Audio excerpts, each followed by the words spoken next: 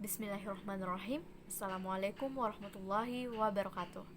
Perkenalkan, nama saya Novia Jusmita dari kelas 28E, mahasiswa PGSD Bone FIFUNM. Nah, pada pertemuan kali ini kita akan membahas mengenai ragam bahasa ilmiah. Ragam bahasa ilmiah adalah salah satu ragam bahasa Indonesia yang digunakan dalam penulisan karya ilmiah, yakni ragam bahasa yang digunakan untuk memaparkan fakta, teori, konsep, prinsip, atau gabungan dari keempatnya. Dengan kata lain, ragam bahasa ilmiah merupakan kekhasan pemakaian bahasa yang menunjukkan sifat keilmuan dari karya ilmiah. Adapun ciri-ciri ragam bahasa ilmiah antara lain yaitu yang pertama, cendekia.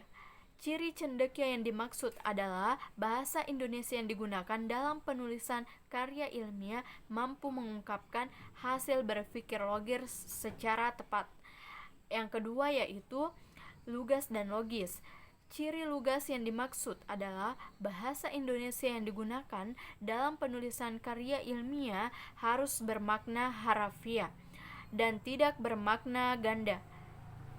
Sedangkan ciri logis adalah bahasa Indonesia yang digunakan dalam penulisan karya ilmiah sesuai dengan logika atau dapat diterima oleh akal sehat.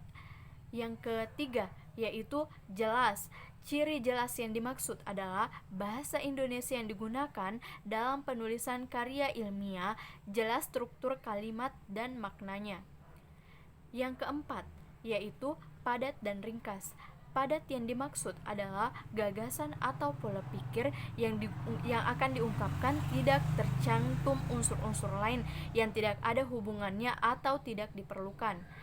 Ciri ringkas yang dimaksud adalah bahasa Indonesia yang digunakan dalam penulisan ilmiah harus singkat, tidak menggunakan kata-kata yang berlebihan atau mubazir. Yang kelima yaitu formal dan objektif. Formal yang dimaksud mengacu pada pandangan bahwa komunikasi ilmiah melalui tulisan ilmiah merupakan komunikasi formal atau resmi sehingga menggunakan bahasa Indonesia yang formal pada struktur bahasa yang mencakup seluruh tataran struktur kebahasaan. Penggunaan bahasa seperti itulah yang akan menunjukkan ciri objektif, yaitu dapat diukur kebenarannya secara terbuka. Yang keenam yaitu gagasan sebagai pangkal tolak. Gagasan sebagai pangkal tolak yang dimaksud adalah bahasa yang digunakan dalam penulisan karya ilmiah harus berorientasi pada gagasan atau pola pikir, bukan pada penulis. Gagasan sebagai pangkal tolak terkait dengan objektivitas penulis, artinya penggunaan bahasa tersebut secara dominan harus bertolak pada objek yang dibicarakan dan bukan pada penulis secara pribadi. Yang ketujuh yaitu penggunaan istilah teknis. Ciri penggunaan istilah teknis yang dimaksud adalah bahasa Indonesia yang digunakan dalam penulisan karya ilmiah harus berfungsi sebagai wacana teknis, artinya sesuai dengan bidang keilmuannya, yang dilengkapi dengan peristilahan teknis yang meliputi penulisan angka, lambang, dan istilah sesuai dengan bidang ilmu.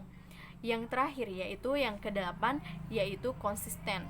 Ciri konsisten yang dimaksud adalah bahasa Indonesia yang digunakan dalam penulisan karya ilmiah mulai dari tataran terkecil sampai tataran terbesar dan terluas, artinya keseluruhan struktur bahasa harus ajek. Artinya ajek adalah taat asas atau selalu menggunakan bentuk-bentuk atau unsur-unsur tersebut dari awal sampai akhir tulisan. Demikian dari saya, mungkin itu ragam bahasa dari saya, kurang lebihnya mohon dimaafkan. Assalamualaikum warahmatullahi wabarakatuh.